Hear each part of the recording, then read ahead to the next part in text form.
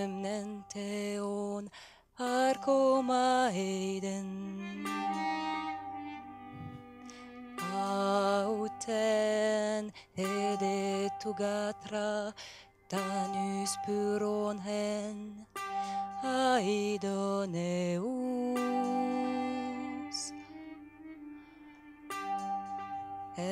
erpaxendo kende Baruch tu pose opas Deus.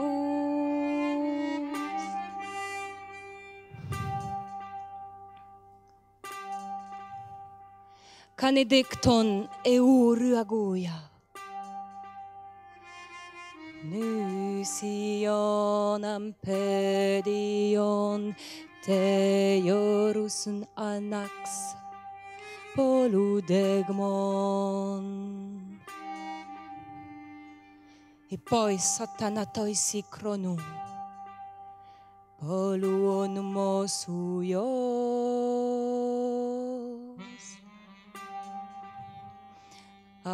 arpaxas daekosan epicus eoisinokoisin Egolo puromenen ia que se darortia pone Dees de clue botnia meter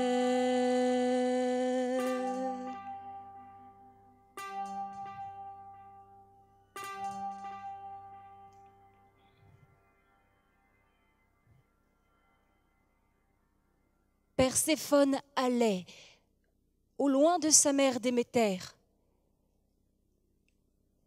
déesse qui donne le blé doré, les fruits superbes. La belle s'amusait avec les filles d'Océan, les divines Océanides. Que leurs seins sont beaux. Elle cueillait des fleurs dans une prairie d'herbes douces, roses, crocus, iris mauve, flambe d'eau et jacinthe. Le narcisse parut soudain, merveille lumineuse. Frappés d'étonnement, tous frémissaient en le voyant, tous, dieux qui vivront à jamais, hommes qui vont mourir.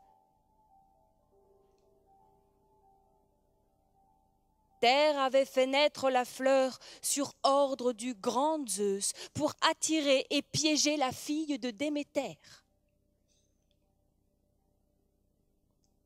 À partir de la racine, 100 têtes fleurissaient, et le parfum le plus doux faisait sourire la terre, et le ciel immense, et les vagues salées de la mer.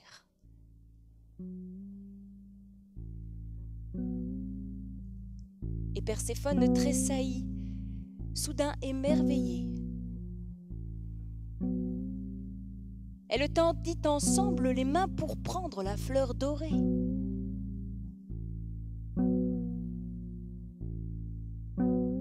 Mais la terre de Nysa au long chemin se fendit. De ses profondeurs surgit Hadès, maître des enfers. Il prit la belle sur son char.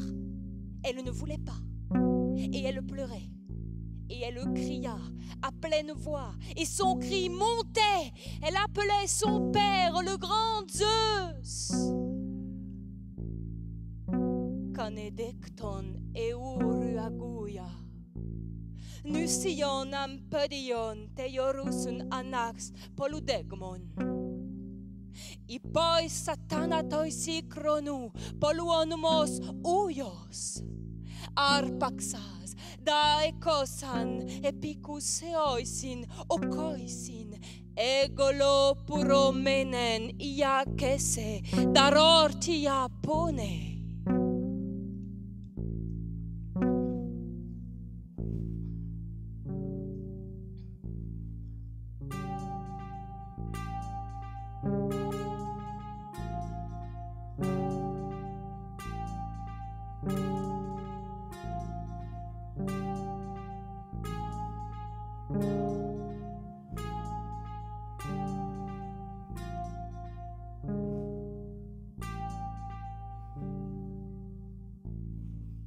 Mais personne, parmi les dieux ou les hommes qui meurent, n'entendit Perséphone crier, appeler son père. Seul Hécate, du fond de sa caverne, entendit le cri. Aussi le prince Soleil, noble fils d'Hypérion. Zeus était installé au loin de tous les autres dieux. Il recevait dans un temple tout rempli de prières les belles offrandes faites par les hommes qui meurent. Perséphone était enlevée selon le plan de Zeus. Hadès, le maître des enfers et le frère de son père, l'entraînait malgré elle sur ses chevaux immortels. Tant qu'elle pouvait voir le ciel étoilé et l'océan poissonneux avec ses violents courants, tant qu'elle pouvait voir les rayons dorés du soleil, elle avait espoir de revoir sa mère bien-aimée et la grande famille des dieux qui vivront toujours. Toujours un espoir consolait son grand cœur affligé. Criaient les cimes des montagnes, criaient les gouffres des océans en écho à cette voix éternelle.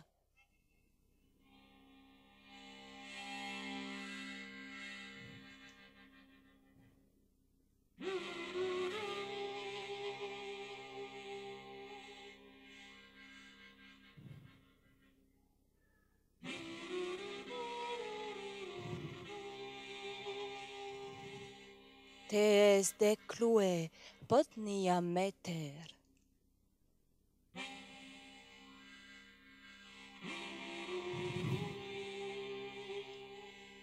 Et sa mère, la déesse Déméter, l'entendit. Une douleur aiguë, déchirante, lui prit le cœur. Elle arracha de ses mains les bandeaux de ses cheveux. Sur ses épaules, elle jeta un voile bleu de nuit et s'élança comme l'oiseau par les terres et les mers. Seua todos toionos, epitra peren tekai ugren, maiomene.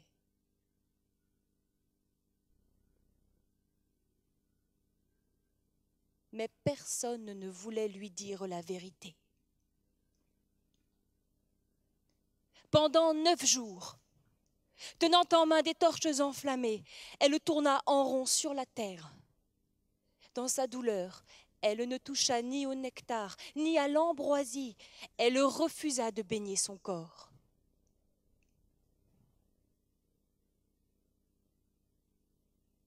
L'aurore lumineuse du 10e jour parut. Hécate vint à sa rencontre, tenant une lampe. En messagère, elle prit la parole et dit ces mots. Potnia Demeter, ore pore,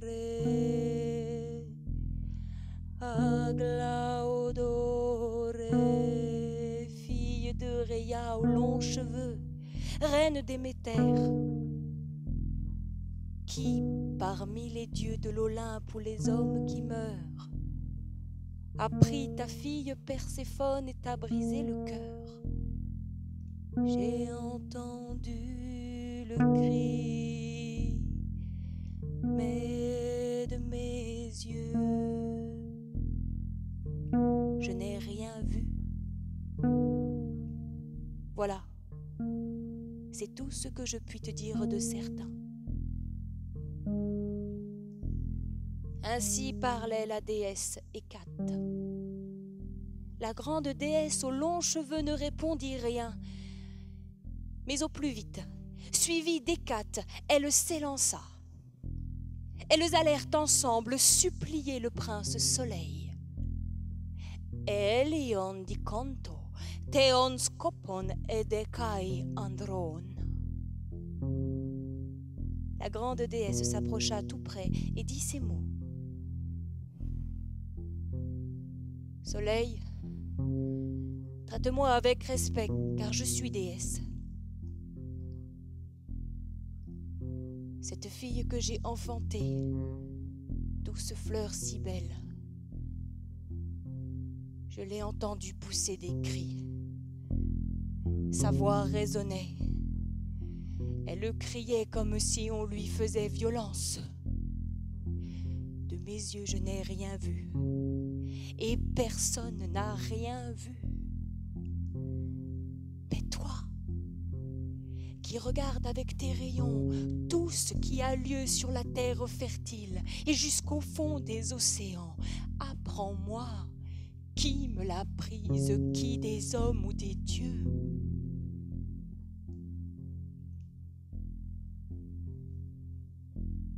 Et le soleil lui répondit.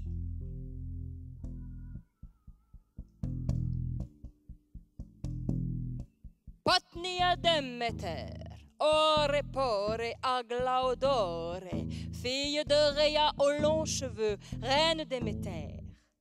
J'ai pour toi grand respect et grande pitié. Tu vas savoir,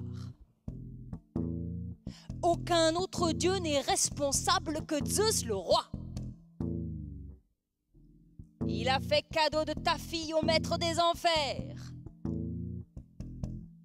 Avec ses chevaux, Hadès l'emporte dans le brouillard. Elle pousse de longs cris, mais il en fera sa femme. Allons, déesse, cesse de pleurer et de gémir. Il ne faut pas garder toujours une vaine colère. Le Seigneur des morts n'est pas un gendre indigne de toi. Il est ton frère aussi, issu du même sang que Zeus.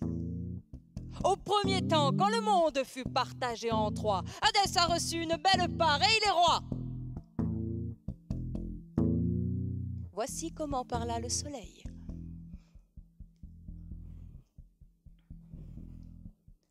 Une douleur sauvage toucha la déesse au cœur.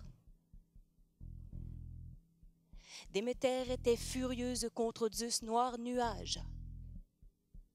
Elle quitta l'assemblée des dieux et le grand Olympe, et elle descendit vers les domaines des hommes.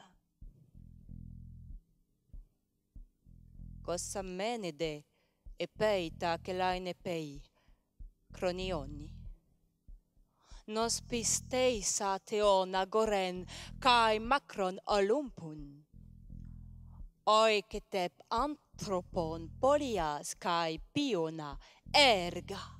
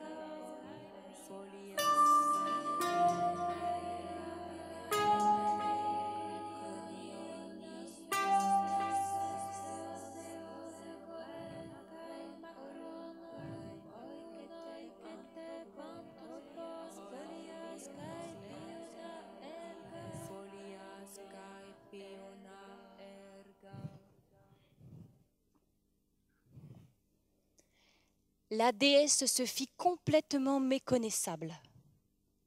En la voyant, personne n'aurait pu la reconnaître.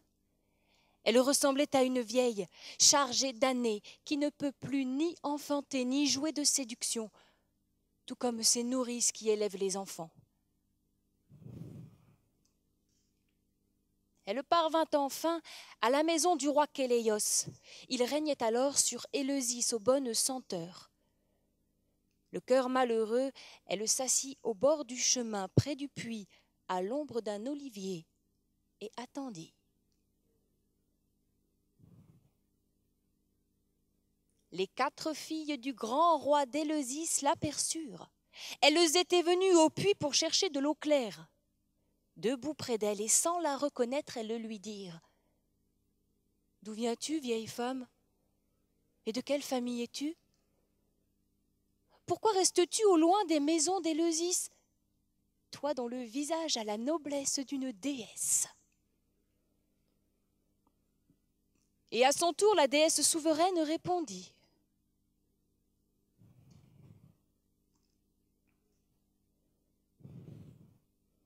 Mes enfants, qui que vous soyez, la joie soit avec vous. Je vais parler et dire toute la vérité. J'arrive de Crète, sur le large dos de la mer.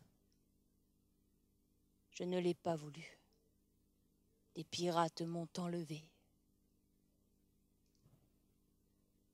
Plus tard, quand leur bateau s'est arrêté à Torikos, sans être vu, je suis parti, profitant de la nuit. J'ai fui ces arrogants pirates qui voulaient me vendre.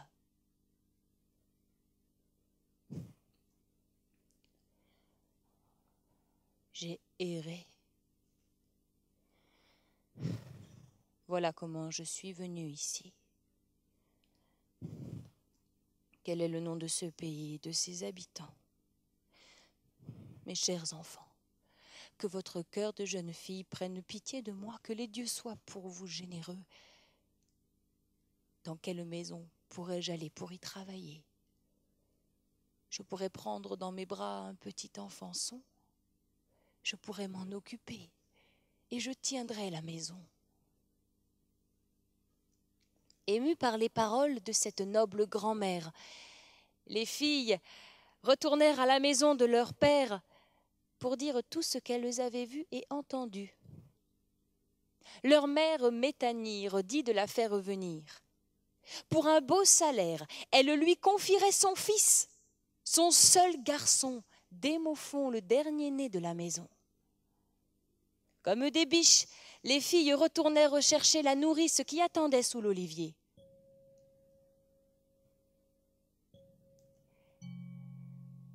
Déméter avança derrière, le cœur lourd de peine. Une étole noire la couvrait de la tête aux pieds. L'étoffe sombre s'enroulait tout autour de ses jambes. Elles arrivèrent bientôt à la vaste maison de Kéléos. Métanire était assise, adossée contre un large pilier. Elle tenait dans son giron son enfant, tendre pouce. Déméter entra et sa tête toucha le plafond. Une lumière divine resplendit tout autour. Pleine de respect, de timidité et de crainte, Métanire se leva et la pria de s'asseoir. Mais Déméter, qui offre les merveilles des saisons, n'accepta pas de s'asseoir sur ce siège tout brillant. Elle demeurait en silence, regardant vers la terre.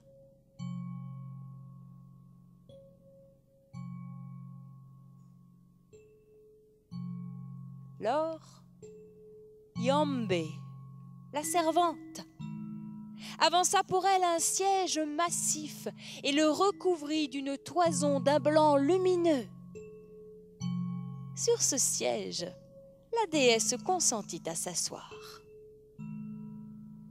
elle ramena le voile noir devant son visage et demeura longtemps prostrée et muette de douleur, sans jamais rire, refusant de boire et de manger, car elle se rongeait du désir de retrouver sa fille.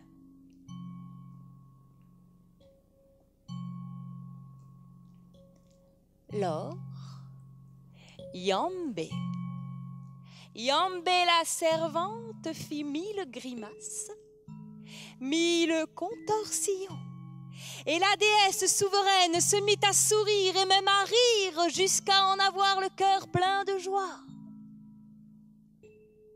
Métanire à la large ceinture remplit une coupe de vin doux comme le miel et la lui tendit. Déméter refusa, le vin lui était interdit. Elle demanda que l'on fît pour elle un mélange avec de l'eau fraîche, de la menthe et de la farine. Métanire, docile, prépara le kikéon, puis elle lui donna avec des mots de bienvenue. « La joie soit avec toi, femme de noble famille. Je peux voir la dignité qui brille sur ton visage. Bon, mauvais, nous devons accepter tous les dons des dieux. Ils sont plus forts que nous. Nous ne sommes que des humains. Mais tu es chez moi et tu pourras disposer de tout. Soigne cet enfant que j'ai, tard venu, inespéré. Les dieux me l'ont accordé après beaucoup de prières. » À son tour, la blonde Déméter répondit.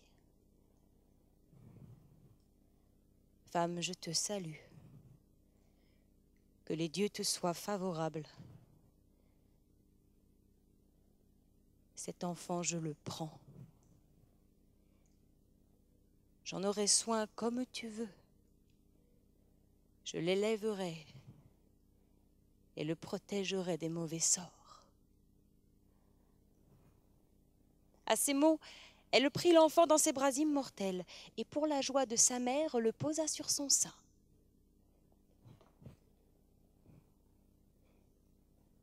Et trepen en megarois.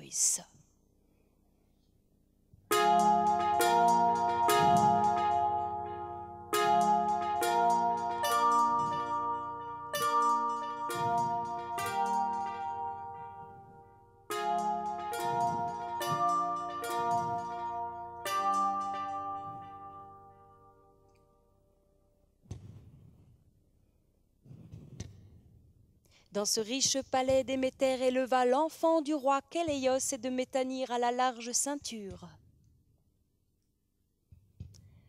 Comme né d'un dieu, il grandissait toujours semblable à un être divin. Jamais il ne mangeait, jamais il ne prenait le sein. Comme né d'un dieu, Déméter le frottait d'ambroisie. Elle soufflait sur lui doucement et le tenait sur son cœur. Souvent la nuit, elle l'enfouissait dans le feu ardent.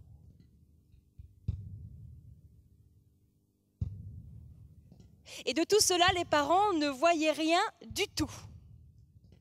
Ils se réjouissaient de voir leur enfant grandir si vite. Et Déméter aurait pu empêcher qu'il vieillisse et meure. Mais dans sa très grande folie, Métanire pénétra une nuit dans la chambre parfumée pour observer. Elle aperçut Déméter tenant l'enfant dans le feu. Skepsato kokusen dekai ampoplexato mero. Épouvantée, la mère lança un long cri de terreur. Elle s'arracha les cheveux, se frappa les cuisses et de cette vieille nourrice implora la pitié. La déesse sortit du feu ce fils inespéré. Elle le déposa à ses pieds sur la pierre froide. Une terrible fureur s'empara de Déméter, et sa parole frappa Métanire épouvanté. Neides anthropoi, kai pradmone sutagatoio, aisa ne percomenu prognomena iute cacoio. Kai sugar apradiesi tees mekiston astes. Istogarte o norcos, amelicton stugos udor. Misérables êtres humains, ignorants et insensés, incapables de distinguer le bonheur du malheur dans le destin que les dieux tout-puissants vous accordent, je l'aurais libéré de la vieillesse et de la mort, ce fils que les dieux t'ont accordé et que tu aimes. Mais tu as commis dans ta folie la plus grave des fautes. Maintenant, il ne pourra plus échapper à la mort. Et sa grandeur sera sans déclin, parce que sur mes genoux il a monté, parce que dans mes bras il a dormi. Mais allons, que le peuple se rassemble et construise pour moi un temple au pied des remparts de la ville avec un autel. Et moi, j'établirai en ce lieu des mystères et des fêtes, afin que plus tard, les célébrant selon le rite, vous rendiez mon cœur propice et obteniez ma faveur. Disant ces paroles, elle changea de taille et d'allure. La grande déesse fit disparaître sa vieillesse. Un souffle de beauté l'enveloppait de toutes parts. Une délicieuse senteur exhalait de sa robe parfumée. Une lumière divine rayonnait tout autour de son corps, et ses cheveux blonds flottaient sur ses épaules de reine. Elle sortit traversant le palais illuminé.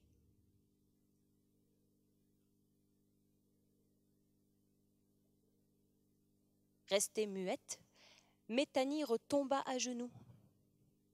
Elle oublia même de relever du sol son fils. Les filles entendirent les sanglots de leur petit frère. Elles bondirent de leur lit aux belles couvertures. L'une le prit dans ses bras, l'autre ranima le feu, la troisième conduisit leur mère hors de la chambre. L'enfant se débattait. Elles lui donnèrent un bain chaud. Elles le couvraient de caresses. Il ne se calmait pas. Elles savaient moins bien en prendre soin que Déméter. Et jusqu'à la fin de cette longue nuit, elles tremblèrent de peur et supplièrent la grande déesse. Dès que l'aurore apparut, au très puissant Kéléos, elles racontèrent tout ce qui était arrivé. Le roi Kéléos rassembla le peuple et lui donna ses ordres. Le peuple réuni construisit un temple magnifique avec un autel sur l'éperon de la colline. Et selon un pouvoir divin, le temple s'élevait.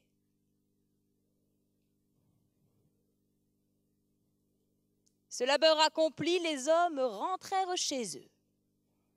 Et la blonde Déméter vint s'installer dans le temple.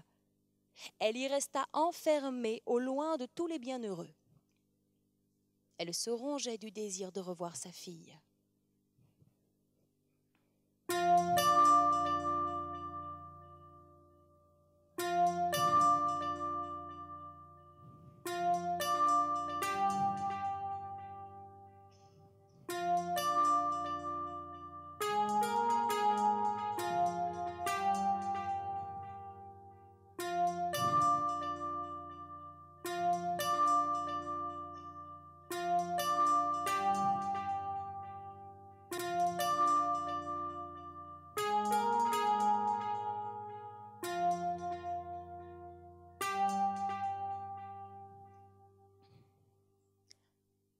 Atarxante Demeter, enta cates domine macaron aponospin apanton. C'est une année cruelle qu'elle imposa aux êtres humains et à la terre bonne nourrice. Aucune pousse ne paraissait sur la terre sèche. Ude tigaia spermanie croptungare ustepanos Déméter. Déméter la couronnée tenait la semence cachée. Les vaches tirèrent la charrue dans les champs en vain, et l'orge blanc tomba dans les labours en pure perte. La race des hommes éphémères périrait bientôt, anéantie à cause de la sinistre famine. Et les dieux de l'Olympe n'auraient plus reçu d'honneur, ils n'auraient plus reçu de cadeaux ni de sacrifices. Si Zeus n'avait réfléchi et médité dans son cœur, il envoya tout d'abord Iris qui a des ailes dorées, rappelée Déméter la vénérable au voile noir. Iris obéit aussitôt à l'ordre du grand Zeus. Elle trouva Déméter dans son temple voilé de noir. Elle la supplia de revenir sur l'Olympe dans la grande famille des dieux qui vivront toujours. Mais elle ne put convaincre le cœur de Déméter. Zeus alors dit au dieu bienheureux d'aller la prier.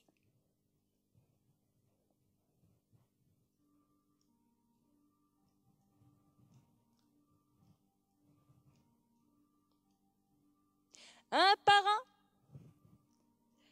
les uns après les autres, ils y allaient tous. Ils l'appelaient, la plaignaient, la flattaient, lui promettaient des cadeaux magnifiques et tous les honneurs désirés. Mais aucun ne put persuader son cœur et son esprit. La déesse refusait durement toutes leurs offres. Elle dit qu'elle ne retournerait pas chez les dieux, que plus jamais la terre ne verrait lever le grain tant qu'elle n'aurait pas revu sa fille de ses yeux.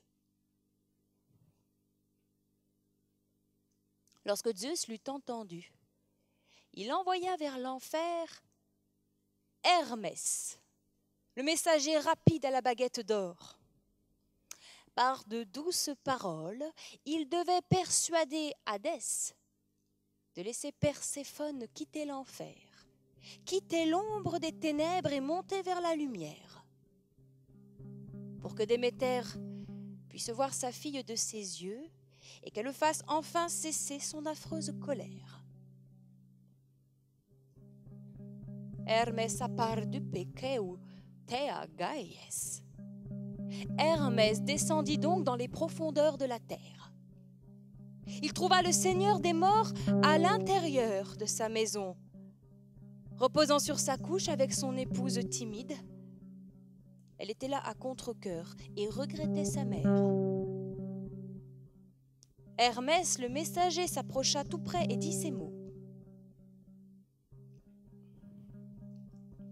Haide kuano kaita kataptimenosi anason.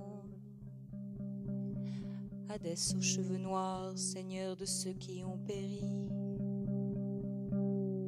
Zeus au tonnerre m'a chargé de mener Perséphone hors de l'enfer vers les dieux, pour que Déméter puisse la voir de ses yeux et qu'elle fasse cesser sa colère affreuse, sa terrible fureur contre ceux qui ne meurent pas.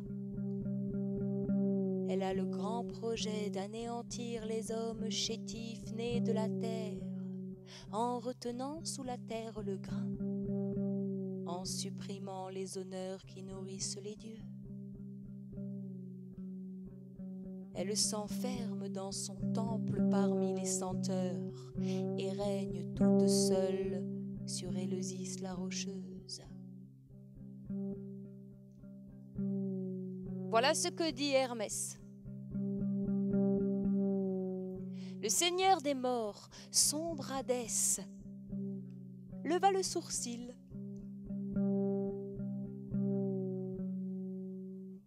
Il sourit et obéit à l'édit de Zeus le roi.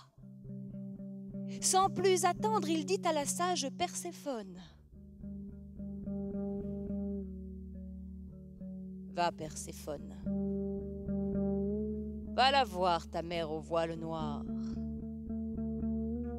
Mais ne laisse pas l'obscur désespoir gagner ton cœur, car je ne serai pas un époux indigne de toi. Parmi les immortels, je suis le frère du grand Zeus. Si tu reviens ici, tu commanderas tous les êtres. Tu auras les plus grands des honneurs accordés aux dieux. Et ceux qui ne t'auront pas honoré seront punis.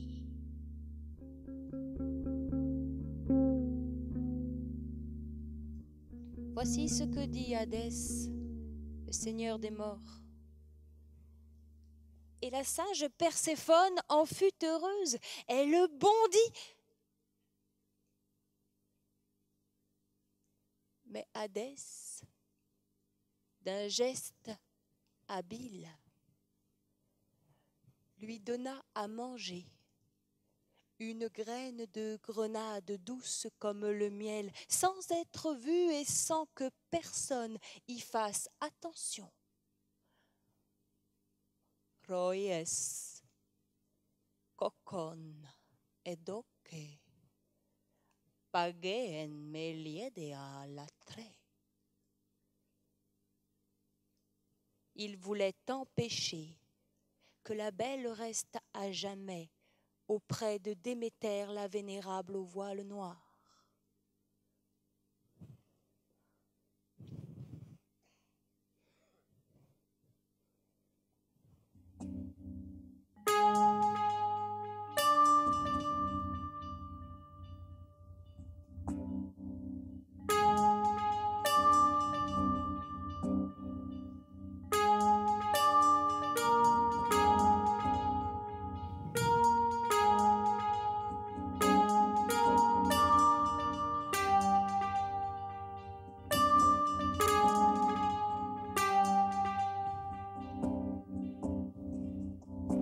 Perséphone monta sur le char doré d'Hermès le messager. Edokeon epebe, paradekratus argei pontes. En peu de temps, ils parcoururent ensemble un long chemin. Les cimes des montagnes et les gouffres des océans, les verdoyantes vallées et les courants tumultueux ne pouvaient arrêter la course de ces chevaux libres de mort. Ils fendaient l'air profond dans leur élan vers les hauteurs.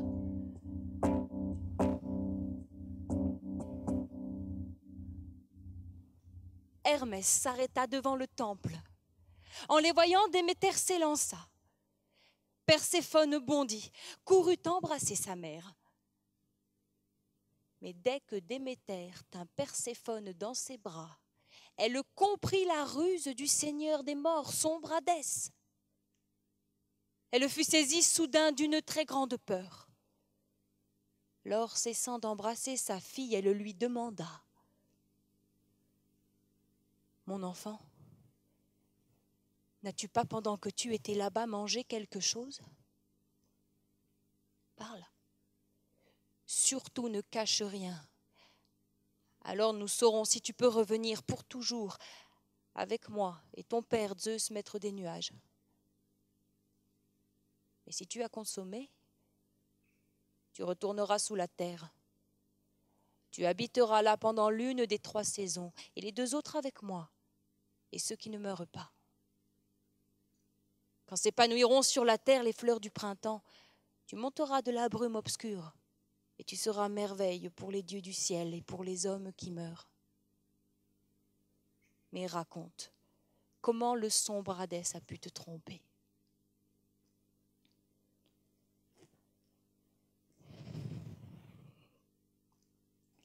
Je vais te dire, mère, exactement tout ce qui est arrivé. Quand est venu Hermès, de la part de Zeus me disant de quitter l'enfer, j'ai bondi de joie. Mais Hadès aux cheveux noirs m'a prise par surprise et m'a forcée à avaler une graine de grenade.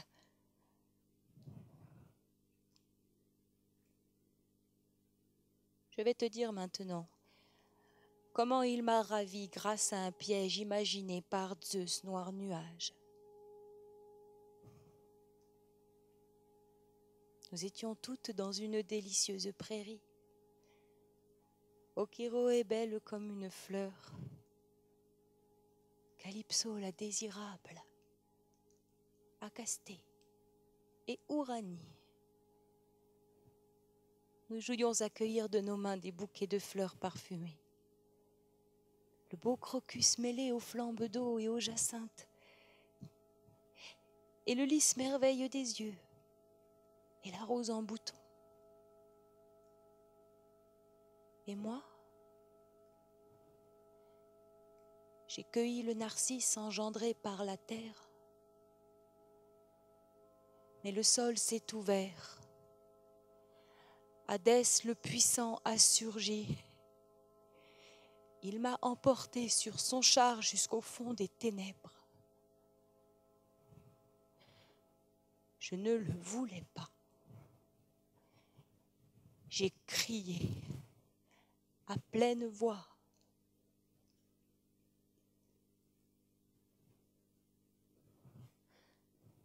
Voilà toute la vérité.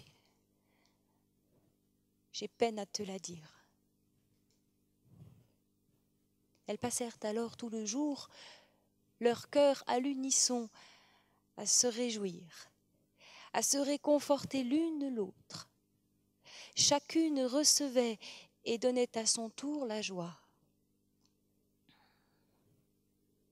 Elles s'embrassaient sans cesse et leur chagrin s'effaçait. C'est alors que s'approcha d'elle la déesse Hécate. Elle embrassa longuement la fille de Déméter. Zeus alors leur envoya comme messagère Rhéia, la mère de Déméter. Zeus leur envoya alors comme messagère Rhéia, la mère de Déméter. Elles eurent plaisir à se voir, et leur cœur était en joie. Voici ce que dit Rhéia à sa fille Déméter. Deurotechos,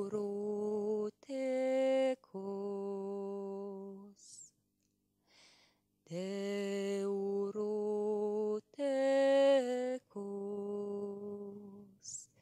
Viens ici, mon enfant. Zeus, le voyant qui gronde fort, veut que tu reviennes chez les dieux qui ne meurent pas. Il promet de t'accorder les honneurs que tu voudras. Il accepte que ta fille, de chaque année qui tourne, passe la 3e partie dans le brouillard obscur, et les 2 autres près de toi, et des dieux éternels. Il en sera ainsi. Il a fait signe de la tête. Allons, mon enfant, oublie ta colère contre Zeus. Obéis et fais pousser le grain qui nourrit les hommes qui meurent. Oudapite seneus tepanos Déméter. Déméter obéit à ce conseil et s'élança. Elle fit lever le grain dans les labours creux des hommes. Kroptengar, Anneken, Aururaone Ribolone. Puis elle enseigna au grand roi d'Éleusis le déroulement des cérémonies. Elle leur révéla les rites graves d'Éleusis dont on ne peut parler. Heureux celui des hommes mortels qui a pu les voir.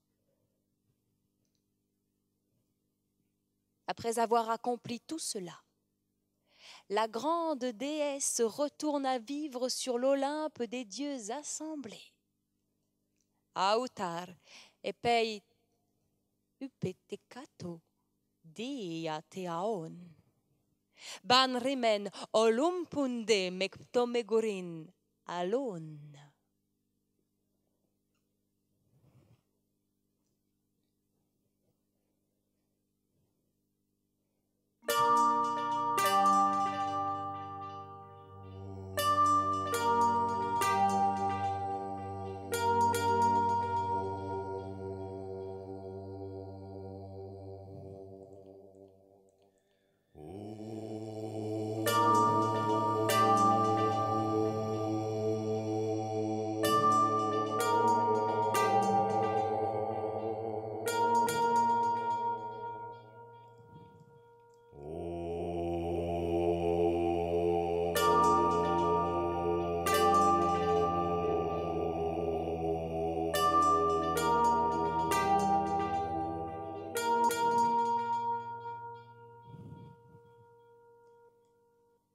bientôt pousserait sur la terre nourricière une longue chevelure de feuilles et de fleurs parfumées.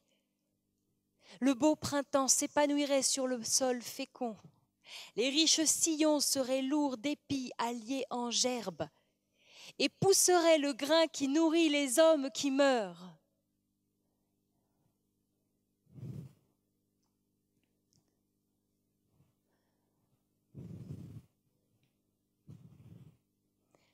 Maintenant, maîtresse du pays d'Éleusis aux bonnes senteurs, déesse des saisons, douce bienfaitrice, avec ta fille, la belle Perséphone, accordez-nous pour ce chant de vivre toujours en joie.